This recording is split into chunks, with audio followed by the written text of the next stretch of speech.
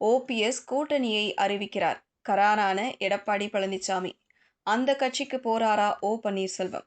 தற்போதைய பரபரப்பான அரசியல் சூழலில் முன்னாள் முதலமைச்சர் ஓபிஎஸ் யாருடன் இணையப் போகிறார், யாருடன் கூட்டணி வைத்து தேர்தலை சந்திக்கப் போகிறார் என்ற எதிர்பார்ப்பு நிலவியபடியே உள்ளது.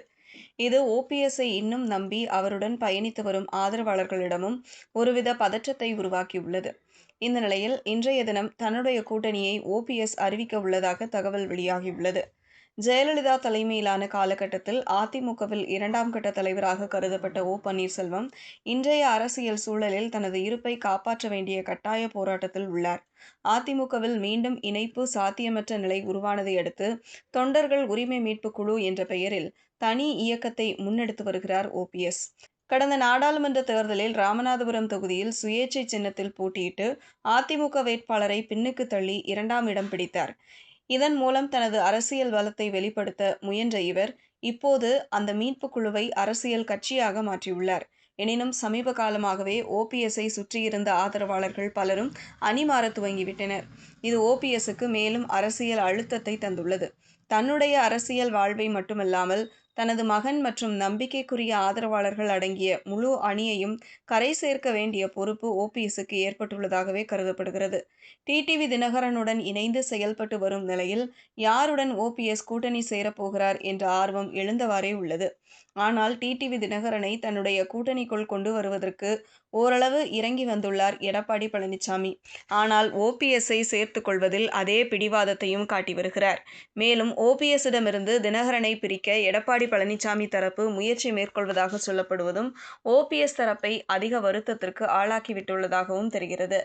அதிமுக கூட்டணி பக்கம் போக முடியாத ஓபிஎஸ் தாவேகவுக்கு தாவுவாரா என்ற எதிர்பார்ப்பும் எழுந்தபடியே உள்ளது. மூத்த தலைவர் செங்கோட்டையனும் ஓபிஎஸ்ஐ தாவேகவுக்குள் இழுக்க தொடர்ந்து முயற்சித்து வருகிறார். ஓ பன்னீர்செல்வம் தங்களுடன் பேசி வருவதாக தாவேக நிர்வாக குழு தலைமை ஒருங்கிணைப்பாளர் செங்கோட்டையனும் தொடர்ந்து கூறி வந்த நிலையில் தாவேகவுடன் கூட்டணி அமைத்து தேர்தலை சந்திக்க ஓபிஎஸ் தரப்பு திட்டமிட்டுள்ளதாகவும் செய்திகள் வலம் வந்தவாறே உள்ளன. ஒரு கட்டத்தில் ஓபிஎஸ் ஆதரவாளர்கள் சிலர் விஜய் கட்சியில் இணைந்தும் விட்டது முன்னோட்டமாகவே பார்க்கப்படுகிறது. எந்த கூட்டணியில் இணையப் போகிறேன் என்பதை தைப்பொங்கலுக்கு அறிவிக்கிறேன் என்று ஓபிஎஸ் செய்தியாளர்களிடம் தொடர்ந்து கூறி வந்தார். ஸ்ரீவில்லிபுத்தூர் ஆண்டாள் கோவிலில் ஓபிஎஸ் நேற்று சுவாமி தரிசனம் செய்தார். அப்போது கூட்டணி குறித்து செய்தியாளர்கள் கேட்டதற்கும் தை பிறக்கட்டும் என்று கூறிவிட்டு சென்றார்.